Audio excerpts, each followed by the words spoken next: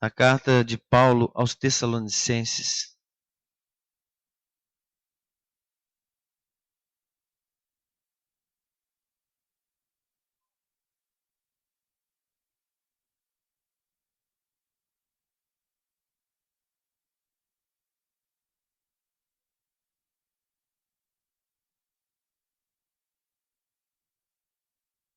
Tessalonicenses, primeira carta de Paulo aos Tessalonicenses, no capítulo 1, vamos ler a partir do verso 1 até o 10.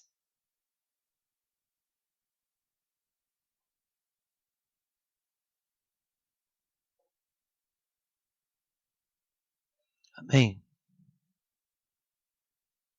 1 Tessalonicenses, capítulo 1, do verso 1 ao verso 10. Diz assim a palavra do nosso Deus. Paulo, Silvano e Timóteo, a igreja dos Tessalonicenses, em Deus Pai e no Senhor Jesus Cristo, graça e paz a vós outros. Damos sempre graças a Deus por todos vós, mencionando-vos em nossas orações e sem cessar, recordando-nos diante de nosso Deus e Pai, da operosidade da vossa fé, da abnegação do vosso amor e da firmeza da vossa esperança em nosso Senhor Jesus Cristo, reconhecendo, irmãos, amados de Deus, a vossa eleição, porque o nosso Evangelho não chegou até vós tão somente em palavra, mas sobretudo em poder, no Espírito Santo e em plena convicção, assim como sabeis ter sido o nosso procedimento entre vós e por amor de vós. Com efeito, vos tornastes imitadores nossos e do Senhor, tendo recebido a palavra, posto que em meio de muita tribulação, com a alegria do Espírito Santo, de sorte que vos tornastes um modelo para todos os crentes na Macedônia e na Acaia, porque de vós repercutiu a palavra do Senhor, não só na Macedônia e Acaia, mas também por toda a parte se divulgou a vossa fé para com Deus, a tal ponto de não termos necessidade de acrescentar coisa alguma. Pois eles mesmos, no tocante a nós, proclamam que repercussão teve o nosso ingresso no vosso meio, e como deixando os ídolos, vos convertestes a Deus para servirdes o Deus vivo e verdadeiro, e para guardar dos céus o seu Filho, a quem ele ressuscitou dentre os mortos, Jesus, que nos livra da ira vindoura. Vamos orar, feche seus olhos, convido você a fazer uma oração comigo. Ó Deus, em nome de Jesus, obrigado por estarmos aqui nesta manhã de domingo, e agora com o retorno da escola bíblica, nós louvamos o Senhor pela sua presença, pelo seu cuidado sobre a nossa vida, por tudo que o Senhor tem feito por nós. E rogamos as tuas bênçãos sobre o que nós vamos ouvir aqui nesta manhã. Eu quero me colocar à tua disposição, Senhor, e como já tenho me colocado para ser usado pela sua presença nesse lugar, usa minha vida pela misericórdia do seu nome, para que a tua igreja seja abençoada e nós possamos sair daqui transformados, cheios, Deus, do teu Espírito Santo e de uma vida renovada no Senhor. Em nome de Jesus, Pai, fala ao nosso coração. É a minha oração em agradecimento, em nome de Cristo. Amém e amém. Louvado seja o nosso Deus por mais uma oportunidade, por mais uma palavra de Deus, mais uma mensagem que ouvimos da parte do Senhor, com temor e tremor que nós estamos aqui, obviamente, e sentindo, logicamente, o peso da responsabilidade, mas não nos eximindo de atuar nessa responsabilidade, até mesmo porque nós precisamos ser imitadores dos servos de Deus, de todos aqueles que são chamados por Deus para essa grande e maravilhosa obra, que é a obra da pregação da palavra que de certa forma atinge a todos nós, porque somos chamados para sermos discípulos de Cristo, mas Ele nos faz discípulos para sermos discipuladores, para também atuarmos na sua obra com os nossos dons e talentos que Ele mesmo tem confiado à sua igreja, a todos nós. E quando nós olhamos esta escritura, essa carta aos Tessalonicenses, não só a ela, mas a própria história da plantação das igrejas, nós ficamos realmente perplexos e ao mesmo tempo maravilhados de vermos como Deus operou no passado, de como que havia repercussão pela palavra de Deus, pelo poder da palavra de Deus pregado, naquelas missões, inclusive, de que o apóstolo Paulo participou. Não era hábito eles ficarem muito tempo nas cidades onde eles iam, não talvez por causa de não faltar desejo no coração desses irmãos, dos apóstolos, daqueles que saíam para a obra missionária, mas por causa da perseguição que estava sobre a igreja, de que esses homens eram acometidos, essa perseguição que vinha com dureza e fazia com que eles saíssem de uma cidade corridos para ir embora e ir para outra cidade, porque a perseguição era tão forte que não só os romanos perseguiam a igreja, mas os próprios judeus, porque observavam e ficavam pensando que esses homens que pregavam o evangelho eram pregadores de outros deuses, e Jesus eles consideravam como um outro Deus, da maneira como era pregado. Mas então isso nos traz ao coração uma grande alegria. A igreja de Tessalonicenses foi uma igreja formada em pouco tempo também. O contexto histórico está em Atos capítulo 17, quando nós conferimos a passagem de Paulo, e diz ali que Paulo ficou por 3 sábados arrazoando com os judeus na sinagoga.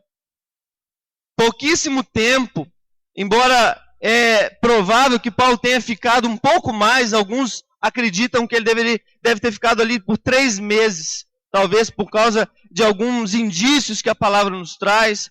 Ele recebia donativos e sustento da igreja de Filipenses e foi enviado para essa igreja. Mas ainda assim, meus irmãos, isso não ofusca a glória de Deus na manifestação do seu poder, de quando Ele usa os seus servos para trazer a plantação da igreja e fazer com que fosse repercutida a palavra de Deus naqueles lugares, e essa palavra fizesse uma transformação tal de que nós mesmos somos inteirados quando lemos as Escrituras Sagradas. Eu não sei se você prestou atenção, mas olha o que diz a partir do verso 6, aliás, a partir do verso 5, porque o nosso evangelho não chegou até vós tão somente em palavra, mas sobretudo em poder no Espírito Santo e em plena convicção, assim como sabeis ter sido o nosso procedimento entre vós, e por amor de vós, com efeito vos tornastes imitadores do nossos e do Senhor, tendo recebido a palavra, posto que em meio a muita tribulação, mas com alegria no Espírito Santo, de sorte que vos tornastes um modelo para todos os crentes da Macedônia e Acaia.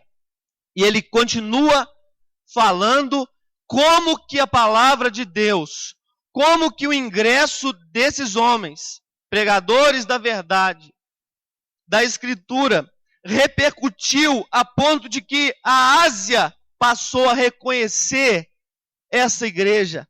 Eles se tornaram conhecidos pelo seu testemunho de fé, por ser uma igreja atuante, por ser uma igreja que, embora tenha sido gerada em tão pouco tempo, foi uma igreja que assimilou a palavra de Deus e aplicou essa palavra de fato imitando não só o apóstolo Paulo, mas também o próprio Senhor Jesus Cristo. Não só o Senhor, melhor dizendo, mas o apóstolo Paulo também, através da sua vida de pregação, através da sua influência na sociedade. Então nós estamos diante de um texto maravilhoso, um texto que nos mostra e nos aponta uma repercussão.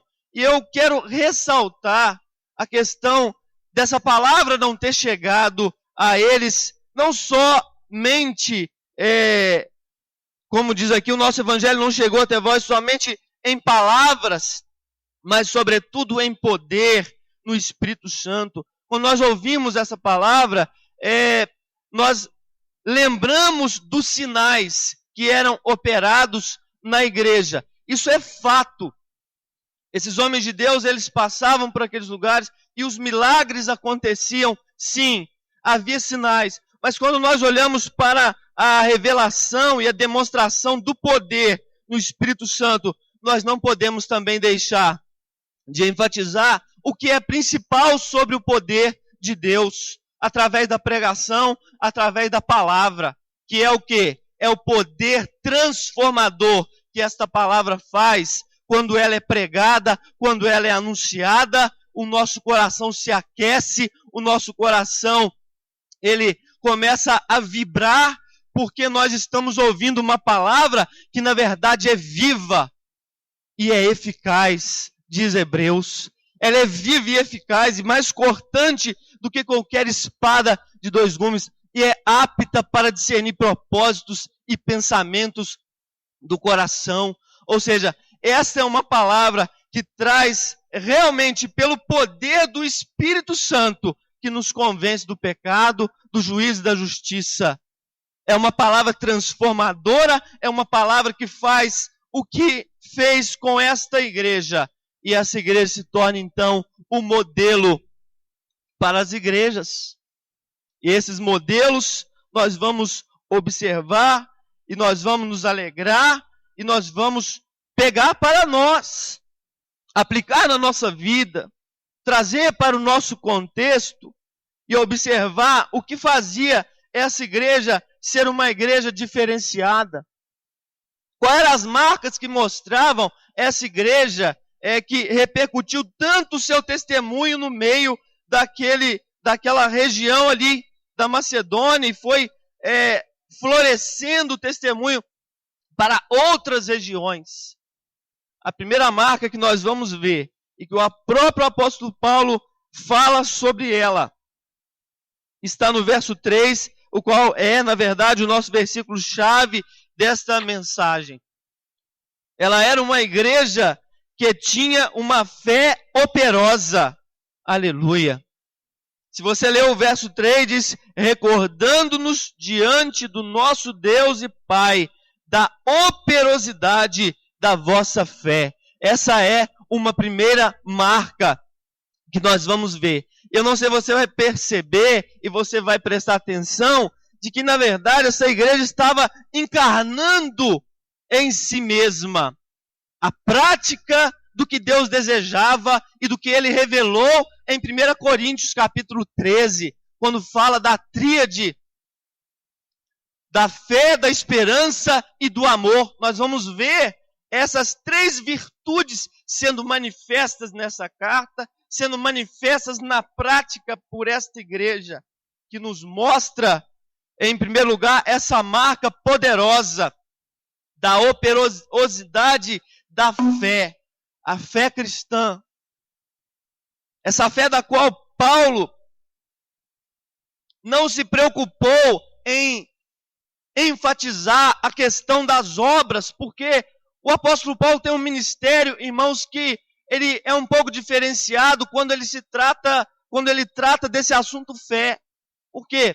O apóstolo Paulo, ele vai enfrentar grandes embates e ver grandes influências dos judaizantes no meio da igreja.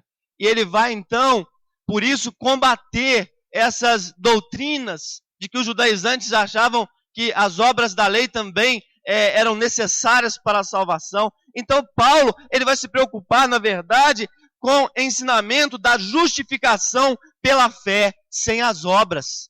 Nesse sentido. Mas o apóstolo Paulo foi um exímio praticante do que Tiago fala em sua carta. No capítulo 2, no verso 14, nós vamos ter uma revelação de Tiago para a nossa vida, para o nosso coração. Eu não sei se você já parou para meditar nessa palavra. Ele diz: meus irmãos, qual é o proveito se alguém disser que tem fé, mas não tiver obras? Pode acaso semelhante fé salvá-lo? Se algum irmão ou irmã estiverem carecidos de roupa e necessitados de alimento cotidiano, e qualquer dentre vós lhe disser: ide em paz, aquecei-vos e fartai-vos, sem contudo lhes dar o necessário para o corpo, qual é o proveito disso? Assim também a fé, se não tiver obras, por si só é morta. Aparentemente, o Lutero chegou até a confundir sobre essa questão da carta de Tiago, achando que ela não deveria entrar no cano, porque aparentemente ela estava em contradição com o ensino do apóstolo Paulo. Mas, meus amados, ela não está em contradição. E o apóstolo Paulo vai nos mostrar isso pela sua atitude de uma fé operosa, de uma fé que se revela pelo cuidado, pela obra de Deus, pela manifestação das obras, do desenvolvimento dos dons. Esta fé, esta operosidade, a palavra grega ergon, que é a palavra que surgiu, dela é derivada a palavra erguer também, que vem do latim, mas o latim vem da língua grega. Nós vamos ter outras palavras derivadas, ergonomia, mas essa palavra é a palavra que traduz para nós o trabalho. Ou seja, esta fé, ela não era uma fé somente intelectual, ela não estava somente no intelecto do apóstolo Paulo, e não só no intelecto daquela igreja. E nós hoje temos enfrentado problemas, dificuldades. Na célula que nós participamos na sexta-feira, nós estávamos ali lendo sobre o estudo 10, e todos que têm participado da célula sabem, sobre essa questão do avanço tecnológico, do avanço científico. Como que isso, meus irmãos, está fazendo com que o ego dos cientistas, das pessoas, passem a ficar de tal forma que eles passam a menosprezar a fé cristã, a menosprezar as coisas de Deus, a querer que as pessoas somente acreditem naquilo que pode lhes ser provado cientificamente. E nós sabemos que a fé, ela vai um pouco além desta questão do que pode ser provado cientificamente. Ela vai além. Mas observem, eu quero chamar a sua atenção que os próprios liberais, quando eles negam o milagre da ressurreição, eles todavia não conseguem negar um fato, que Jesus veio nesse mundo, que ele morreu pelos nossos pecados. Eles não conseguem negar o fato histórico que Jesus veio. E é essa fé que nós estamos falando. Pastor Eloy tem estudado com os amados sobre o credo, não é isso, pastor? Sobre o credo. Numa sociedade em que está sendo mais desmerecida as escrituras, em que a verdade absoluta da fé cristã tem sido colocados em xeque, entre aspas, porque a palavra de Deus ela não se deixa prender por nada. É a hora da igreja se levantar como a igreja de Tessalonicenses, com uma fé operosa, com uma fé que repercute, com uma fé que, através dos seus atos, através da sua obra, você vai influenciar a sociedade em que você está vivendo e vai mostrar para ela que, embora muitos deles já não estão acreditando mais na palavra de Deus, nós ainda estamos. Nós ainda temos essa certeza no nosso coração. E nós não arredamos pé de continuarmos crendo nesta verdade absoluta. E por isso é manifesto em nós a fé. E essa fé, como diz o teu verso 3, é a fé operosa. Esses irmãos tinham uma fé que repercutia, a palavra de Deus fala, repercutia por toda Macedônia, Acaia. Mas olha o texto, que interessante. Também, irmãos, vos fazemos conhecer a graça de Deus, concedida às igrejas da Macedônia, porque no meio de muita prova de tribulação, manifestaram abundância de alegria e a profunda pobreza deles superabundou em grande riqueza da sua generosidade. Ou seja, era uma igreja, e aqui está se reportando as igrejas da Macedônia, a igreja de Tessalônica era uma igreja que ela vivia esta prática, ou seja, ainda que estivesse em face a muita tribulação e muita perseguição, eles permaneceram firmes. Eles continuavam proclamando o evangelho de Jesus Cristo. Eles continuavam levantando a bandeira do evangelho e pregando esta fé e pregando esta palavra de Deus, ajudando aquelas pessoas que tinham necessidade e fazendo o que Deus deseja para o nosso coração. Mas a segunda marca que essa igreja tem, e que nos mostra esse capítulo, é o amor abnegado. Como diz aqui o verso 3, recordando diante de nosso Deus e Pai da operosidade da vossa fé e da abnegação do vosso amor. Amor abnegado. Abnegação do amor. Ou seja, abnegação significa abrir mão dos interesses próprios em detrimento dos interesses dos outros. E isso se faz com um coração rendido na presença de Deus. Somente há essa maneira. Não há outra. Se você não é um cristão de verdade, você não vai conseguir amar com o amor abnegado. Ou seja, disposto a abrir mão até mesmo daquilo que você acha que é um certo conforto na sua vida. Abrir mão. Quantas vezes, amados, nós, às vezes estamos cansados, deitamos, né, num aspecto bem prático da nossa vida, e cansados, e aí é como Deus chegasse no nosso ouvido e você não orou, você não dobrou o seu joelho, e aí você esmurra o seu próprio corpo. E aí você mesmo, em muito cansaço, você se prostra na presença do nosso Deus e você começa a clamar e a orar e começa a interceder por pessoas, a interceder por aqueles que precisam, por aqueles que carecem da sua oração, aquelas vidas. O amor a qual é citado aqui é o amor ágape. Esse amor, na verdade, é ordinariamente o amor de Deus para com os homens e o amor que é usado para também os relacionamentos de cristãos. Esse amor. E é interessante que a gente vai para a palavra de Deus quando Jesus procura Pedro, depois que ele já havia negado Jesus, e Jesus faz 2 vezes a pergunta para Pedro: tu me agape? Ou tu me amas?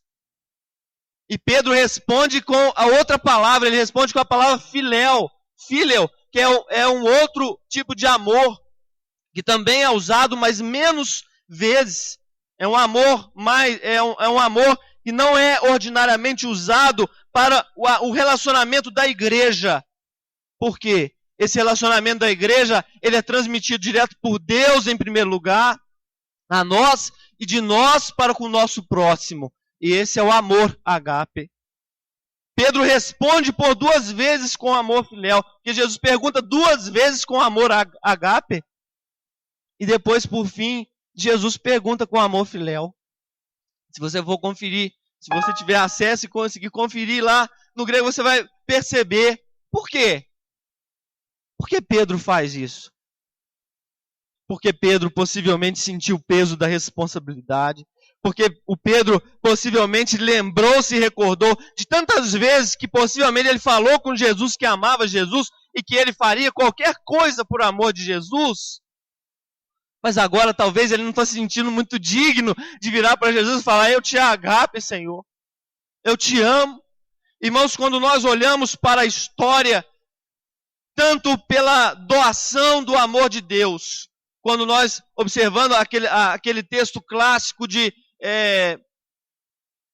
João 3,16, porque Deus amou o mundo de tal maneira que deu o seu Filho unigênito. Nós vamos ver no decorrer da história o amor de Deus sendo revelado, a abnegação de Jesus. Nós vamos ver também a abnegação dos apóstolos para pregar e para falar, para fazer a palavra de Deus chegar àquelas vidas. Nós vamos ver também testemunhos na história que são impactantes a partir do primeiro século, do século I ao século V.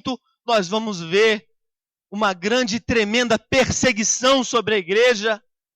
E essa história, ela nos comove quando nós começamos a ler a história e vermos quantos mártires da fé, quantas mulheres que perdiam os seus filhos eram torturados na frente delas, para que elas negassem o nome de Jesus, mas elas não negavam o nome de Jesus. Alguns perdiam 7, 8 filhos de uma vez, cada um sendo torturado. E eles falando para elas, e a pressão da perseguição: nega esse Jesus, nega essa fé que você tem em Jesus, e você vai ser livre disso. Mas a palavra era: eu amo o meu Jesus. Um testemunho que eu li de um homem, ele tinha 84 anos, ele foi convocado e convidado para negar a fé em Jesus. Sabe o que ele disse para aquele homem que estava convidando? Ele disse: eu vivi 84 anos e Jesus me amou nesses 84 anos. E agora, você acha que eu vou negar esse Jesus que me amou? Por uma palavra sua, nunca eu negarei esse amor de Jesus. Eu morro por amor desse Deus. Esse amor abnegado que está disposto é o amor que Jesus disse em João capítulo 15, verso 3. Ninguém tem maior amor do que aquele que é capaz de dar a própria vida pelos seus amigos. Aleluia. Esse amor que Deus tem querido da sua igreja e que Deus tem incomodado a nossa vida a sempre exercer, a nunca nos esquecermos. Mas em terceiro lugar, a terceira marca que essa igreja traz ao nosso coração é que essa igreja tinha uma esperança firmada. Aleluia. Diz aí a palavra do nosso Deus. Eu quero ler o texto de novo, recordando-nos diante de nosso Deus e Pai da operosidade da vossa fé, da abnegação do vosso amor e da firmeza da vossa esperança em nosso Senhor Jesus Cristo. Tem tudo a ver, meus amados. Na verdade, essa tríade de virtude que essa igreja manifesta, ela é inseparável. Não há como você ter uma fé operosa sem ter um amor abnegado. Não há como você ter uma esperança firmada sem ter uma fé operosa, sem ter uma fé em Cristo Jesus. A esperança firmada nos lembra o texto da palavra de Deus, que diz Romanos capítulo 8, verso 24, porque na esperança fomos salvos. Ora, esperança que se vê não é esperança, porque o que alguém vê, pois o que alguém vê como espera, mas se esperamos o que não vemos, com paciência o aguardamos. A esperança firmada é fundamental na vida dessa igreja. Por quê? Porque a igreja estava debaixo de intensa perseguição. Nós temos vivido uma vida até que tranquila, não temos tido, vivenciado, nossa história não tem sido, pelo menos nosso contexto, embora irmãos por outros lugares aí têm enfrentado essas perseguições. Nós temos tido esse privilégio de vivermos uma igreja que podemos nos reunir, proclamar as virtudes, mas ao mesmo tempo isso traz e pesa sobre nós uma responsabilidade grande. Certa vez perguntaram para um dos professores, Francisco Leonardo, um dos grandes professores da IPB, do Seminário do Norte. O Hernandes relata isso no seu livro. Eles perguntaram para ele assim, senhor Francisco, se a igreja fosse mais perseguida, ela seria mais fiel? E para a surpresa daquela resposta, para a surpresa diante dessa pergunta, Francisco Leonardo disse assim, eu prefiro dizer que se a igreja fosse mais fiel, ela seria mais perseguida. Isso, de fato, irmãos, traz um assombro ao nosso coração. Nós somos desafiados a perseverarmos, a estarmos firmes, independente do contexto que vivemos. Contexto político, contexto econômico, qualquer que seja o contexto filosófico, nós vivemos em dias de crise, dificuldades, mas uma coisa é certa, nós não podemos nos demover dessa esperança em Cristo Jesus. Quem tem esperança firme no Senhor não negocia seus princípios e valores quando as coisas apertam ou afrouxam. Ou seja, você pode, às vezes, você vai passar por dificuldades, você vai passar por pressões, você vai passar por momentos que talvez você vai ser convidado a fazer alguma falcatrua ou a mentir em nome de um negócio ou a trapacear. Mas se você é um cristão de verdade e tem esse modelo para a sua vida como igreja, você não vai deixar e não vai negociar os princípios da palavra de Deus quando se apertarem as coisas. Você não vai se deixar levar pelo desespero de uma situação que parece não ter solução, porque às vezes vai se apresentar situações na nossa vida que parece que não vai haver solução. Mas essa hora não é hora de negarmos a Jesus. Essa hora não é hora de negarmos a fé cristã. Essa hora é a hora de reafirmarmos a nossa fé, a nossa esperança, o nosso amor por aquele que nos amou primeiro. Aleluia. Mas também, em contrapartida, não perde a perspectiva quando tudo fica tranquilo. Ou seja, diante daquela tendência que nós temos, de quando tudo está muito bom, de esfriarmos e deixarmos de orar como orávamos, e deixar de lermos a palavra como líamos, e deixar às vezes de fazer a obra como fazíamos. Isso não vai atingir quando eu e você estamos nesse propósito para com o nosso Deus. Esse propósito de firmeza, estabilidade, constância, tolerância, pacientemente, firmemente, estamos diante do nosso Deus, diante das provações, em face às expectativas de medo, em face às expectativas de dificuldade. Nós vamos manter a nossa fé, nós vamos mostrar para esse mundo de que nós não negociamos nossos valores, nós não negociamos essa palavra de Deus. Eu não abro mão, irmãos, e você não tem que abrir mão. Eu quero deixar essa palavra para o seu coração nessa manhã, uma palavra de encorajamento, uma palavra de desafio, uma palavra para todos nós olharmos para o modelo dessa igreja. Uma igreja que tinha uma fé operosa, um amor abnegado e uma firme esperança. Quando eu lembro dessa palavra, esperança, eu me lembro daquela figura que é manifesta em Hebreus, que Abraão esperou contra a esperança. Parece estranha essa frase. Abraão esperou contra a esperança, ou seja, quando tudo parecia perdido, ele continuava esperando, ele continuava crendo, ele continuava orando. E a Bíblia diz que aqueles antigos, eles foram justificados pela fé, contudo não obtiveram a concretização da promessa. Ou seja, eles viram somente de longe. Já viu quando você olha de longe, né, num deserto, uma pessoa bem de longe, você não consegue identificá-la. É como se Cristo estivesse bem lá na frente. Está quase chegando o momento de se cumprir. Mas muitos deles não conseguiram enxergar. Aliás, eles enxergaram pela fé, mas eles não conseguiram ver a concretização.